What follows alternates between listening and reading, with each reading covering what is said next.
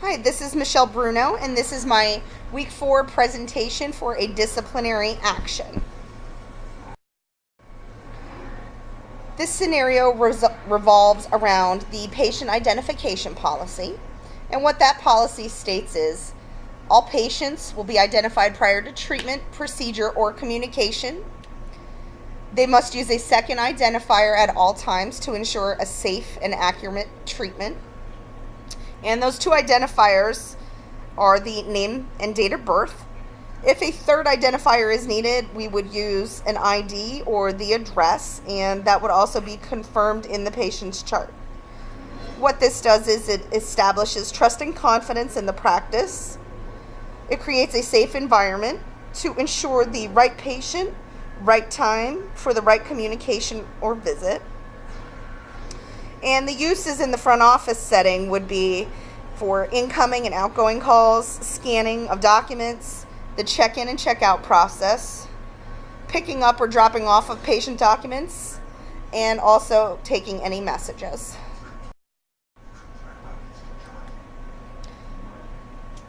While collecting information, I come across some multiple items that have been scanned into the wrong patient's chart. These were found by another staff member and reported in our reporting system. And also some call process messages were taken on wrong patients as well. Those were also found by other staff members. These were both done prior to the patient having interaction with that. What I did was I researched the scanned items for the source of scanning and also the source of the calls. Both of these items, you do need to log in, so your name is attached to them. We were able to come up with the source that was Kathy, and Kathy's been employed here about 2 years. I then reviewed the quality checks on her phone call messages. I did 10 of those, and she had 4 out of 10 calls where she used the secondary identifier. What I did was I created a verbal counseling form to use for Kathy, so I had that on record, and I met with Kathy just to review in detail the patient identification policy to make sure she had a clear understanding of that, which she said she did not always follow, and she did not realize that it was something that she needed to do every single time.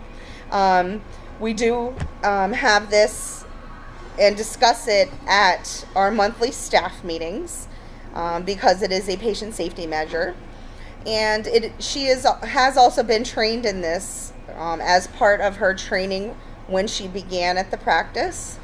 And she is tested on this yearly as well. So we do try to make sure the staff is aware of this policy, and we reiterate it frequently.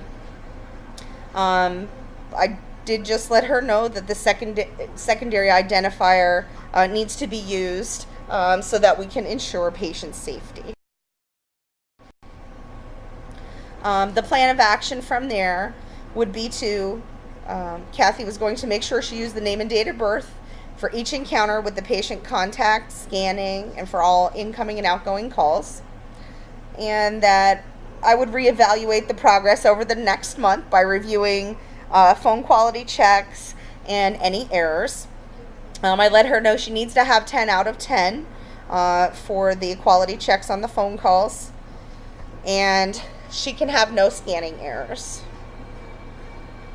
And if she failed to meet this, the plan of action would result in a written counseling with corrective action. At the 1-month evaluation for Kathy, when preparing for that, I did find there were multiple errors with scanning into the incorrect patient charts. And unfortunately, one of those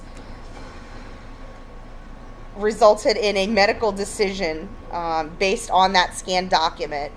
So the doctor had received the document, and he did make a decision, but fortunately the nurse caught that before they called the patient, so there was no harm and the patient was not affected by that. When doing the quality checks on the phone, she did improve, and she used the second identifier on 7 out of the 10 calls. But that was still not up to the standards that we had set. And I did also overhear her not verifying the date and name at checkout.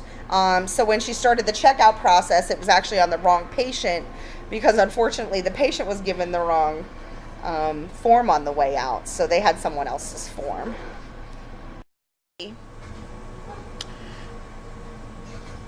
We decided to do a written counseling with a corrective action plan.